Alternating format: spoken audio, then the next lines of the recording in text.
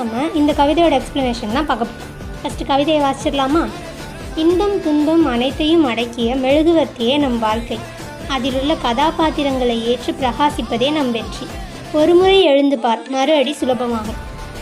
இதில் நம்ம லைஃப்புங்கிறது ஒரு கேண்டில் மாதிரி நம்ம வச்சுக்கலாம். அதில் நமக்கு ஹாப்பினஸ் சேட்னஸ்னு எல்லாமே இருக்கும். இப்போ அதில் ஹாப்பினஸ் சேட்னஸ் இருக்கு இல்லையா, அது எல்லாமே நமக்கு ஒரு கேரக்டர். அந்த மாதிரி கேரக்டர்லாம் ஏற்றுக்கிட்டு இப்போ கேண்டில் எப்படி வெளிச்சத்தை கொடுக்குதோ அந்த மாதிரி நம்ம லைஃப்பில் சக்ஸஸ் ஆகும்.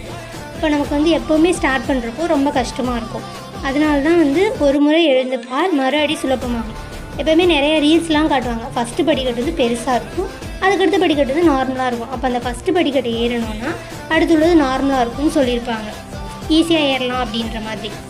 அப்போ நம்ம ஃபஸ்ட் டைம் ட்ரை பண்ணால் அடுத்து நமக்கு ஈஸியாகிடும். பாய் ஃப்ரெண்ட்ஸ், அவ்வளோதான்.